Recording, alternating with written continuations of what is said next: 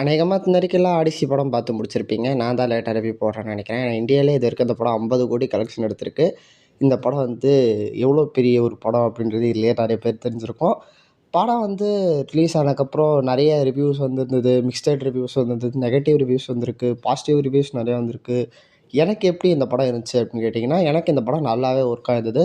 இந்த படத்தோட ஸ்டோரியிலேருந்து இந்த படம் சொல்ல வர மெசேஜாக இருக்கட்டும், அதை இவங்க வந்து மேக்கிங்காக காட்டின விதமாக இருக்கட்டும், அது ஸ்க்ரீன் ப்ளேவாக இருக்கட்டும், எல்லாமே வந்து நோலன் பக்காவா அவர் ஸ்டைல்ல சூப்பராவே பிரசன்ட் பண்ணியிருக்காரு.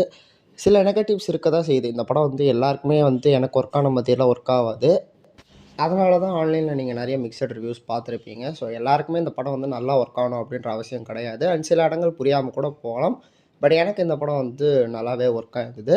அண்ட் நோலன் அவர்களோட இன்னொரு மாஸ்டர் பீஸ்ன்னு சொல்லலாம். என்ன மாரி உங்களுக்கு இந்த படம் ஒர்க் ஆகலன்னா, இந்த வாரமே இன்னொரு தமிழ் படம் ரிலீஸ் ஆயிருக்கு. அன்பே டயானான்னு சொல்லிட்டு. அந்த படமும் வந்து நல்லாவே இருந்துச்சு. அந்த படம் வந்து எனக்கு நல்லாவே என்டர்டெய்னிங்காவே போச்சு.